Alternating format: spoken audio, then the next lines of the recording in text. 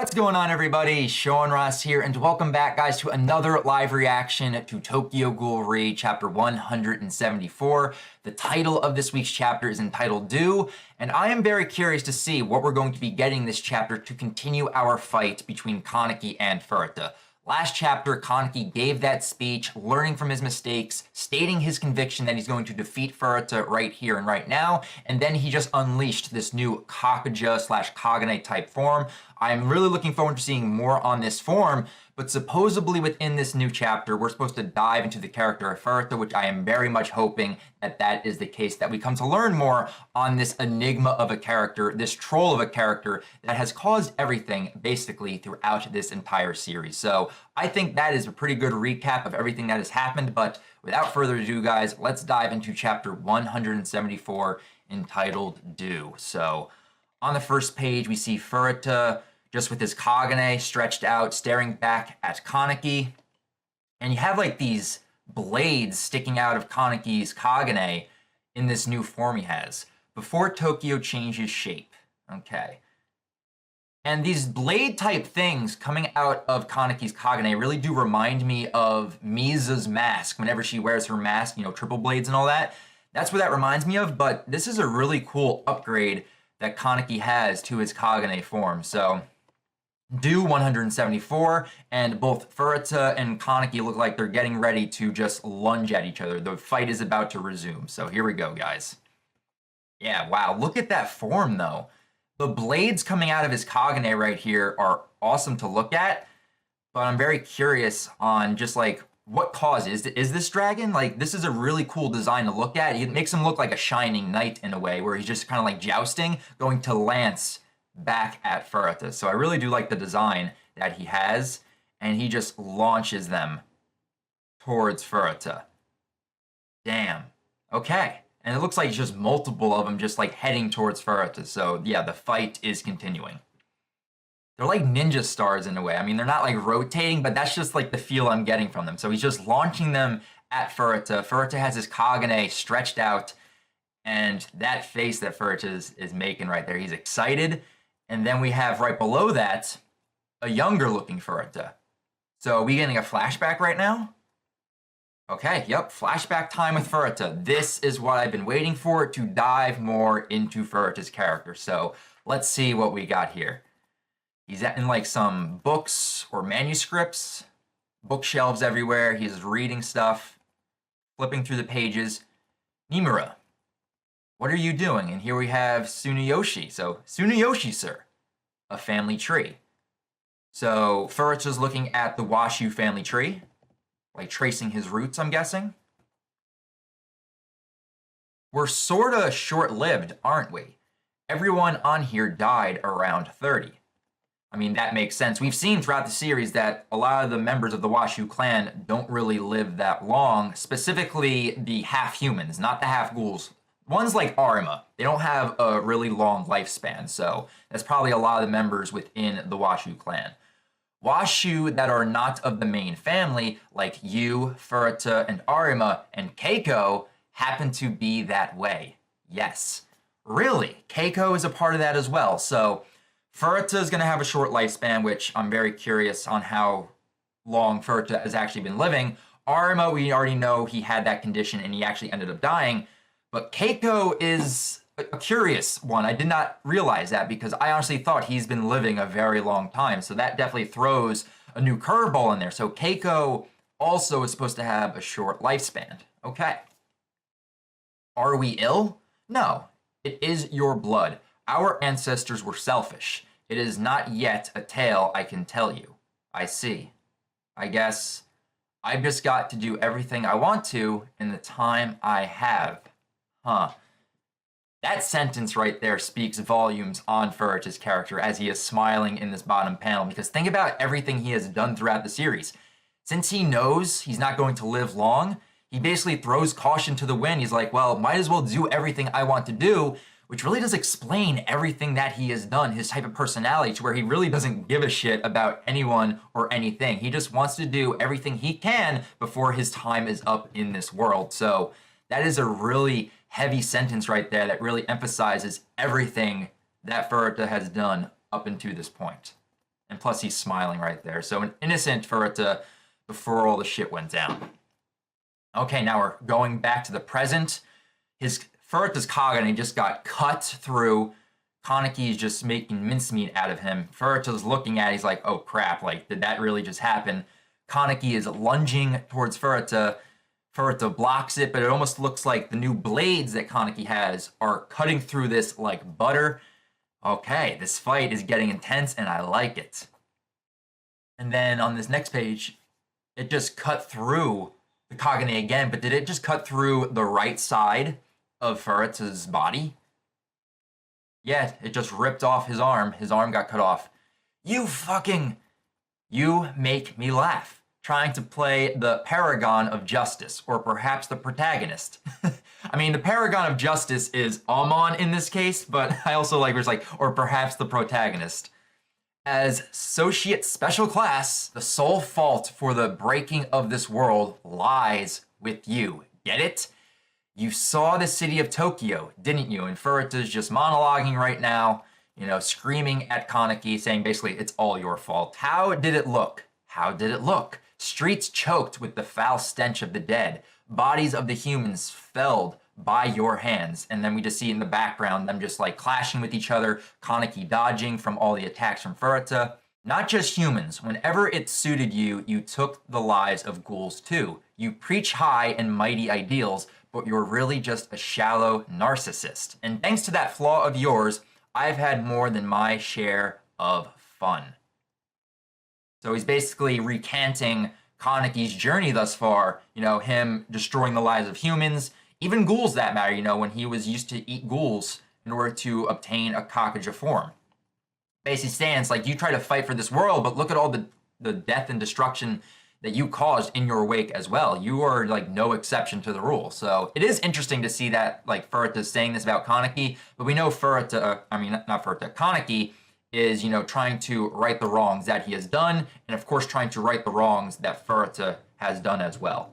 At Ogiri's hideout, when you tried to protect yourself from an overwhelmingly powerful foe, when you tried to protect that cafe in the 20th Ward, when you tried to protect your false family as Rize Sasaki, when you tried to protect the nation of Ghoulkind as the One-Eyed King. So, talking about his fight with Jason, talking about, you know, the ending of Tokyo Ghoul Part 1, him trying to save the QS squad, you know, trying to save that lifestyle, like to stay as Rize Sasaki, and then, you know, becoming the One-Eyed King and trying to save all the ghouls from the onslaught of the CCG, trying to make peace between humans and ghouls. So he's basically, you know, recanting the entire story thus far, which adds to the finality of this confrontation between Kaneki and Furuta.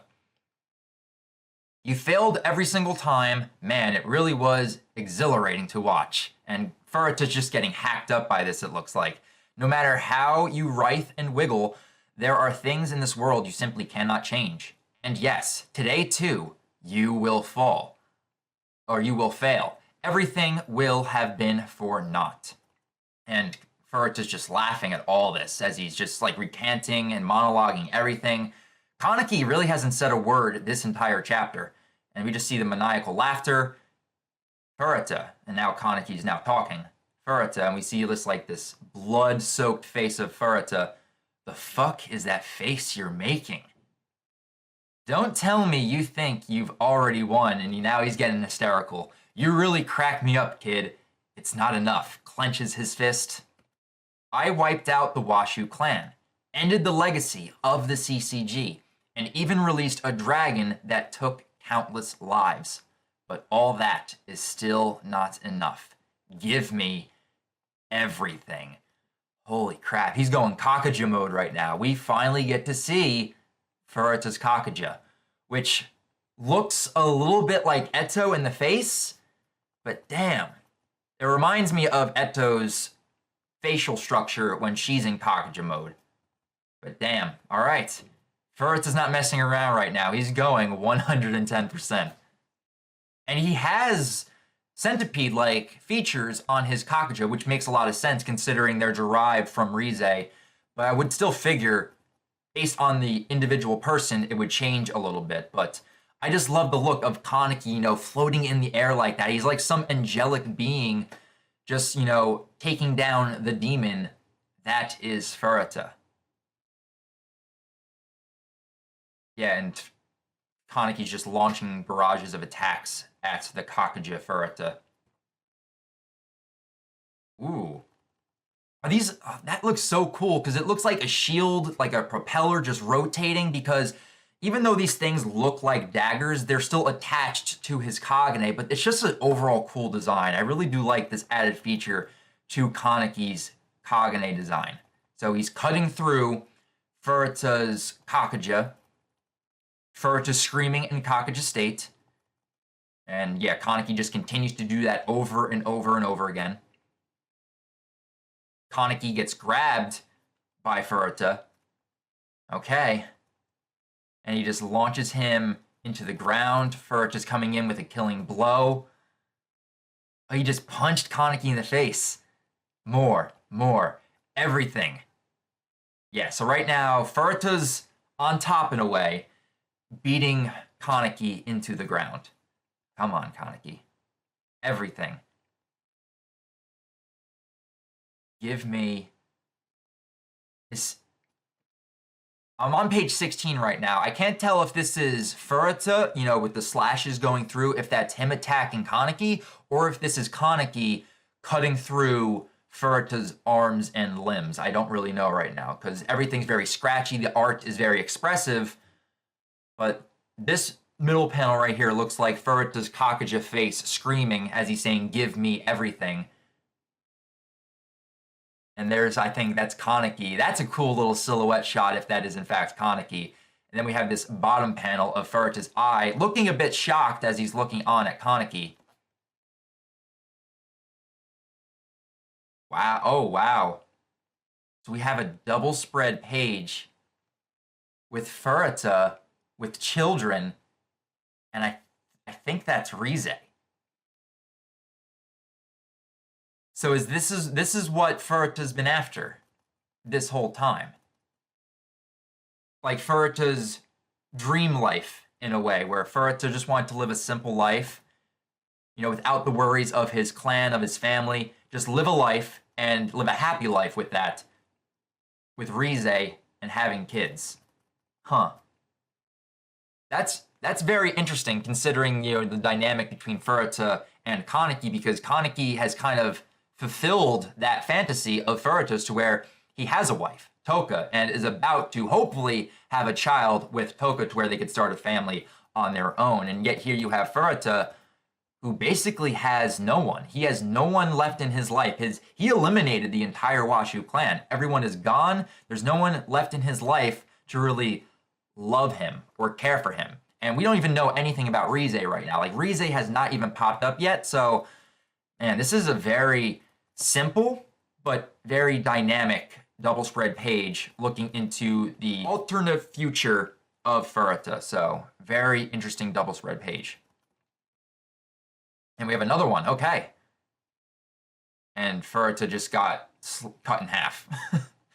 Kaneki just cut Furuta in half. The art this chapter is very scribble-like and very expressive, just to show the overall dynamic of this fight going on between Kaneki and Furuta. I mean, I do wish it was just a little bit cleaner, but I just like how it just brings off the raw intensity of this fight going on right now, because there's a lot of emotions built into this fight with Kaneki and Furuta. So Kaneki just might have beat Furuta, which I'm very curious, because if Furuta does not die from this attack, will Rize pop up next chapter?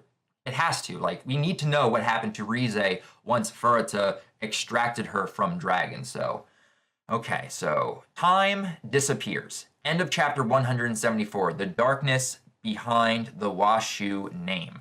So we will continue to dive more, I think, into the backstory of the Washu clan next chapter. Hopefully, if Furuta is in fact going to die by next chapter, odds are he'll have a dying monologue, talking with Kaneki. He'll confess his life to him in a way, like lay all the emotions out on the table, and we'll have this last monologue from Furuta as he explains everything before he finally passes away. Because we kind of had, a monologue from Donato right before he passed away, and I could see the same thing happening with Furuta.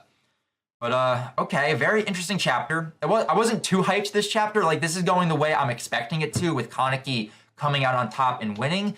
But we are slowly unraveling the mystery that is Furutas' character, his true motivations, which probably came down to he just wanted to be loved and to live a happy life. And because he had such a short lifespan based on his lineage, he just threw all that aside and was like, okay, time to have as much fun as ghoulishly/humanly possible. So that is the end of chapter 174, guys. Hope you guys enjoyed my live reaction. I really want to hear your guys' thoughts on this chapter, your positives, your negatives, and your overall thoughts and your favorite moment from this chapter. Leave that down in the comments below. And if you guys want to talk more about Tokyo Ghoul outside of YouTube, feel free to follow me on Twitter. A link for my Twitter account can also be found in the description down below. And my review for this chapter will be out later tomorrow. So that's going to do it for me here, guys. So until next week, when we have chapter 175 of Tokyo Ghoul, I'll talk to you guys next time.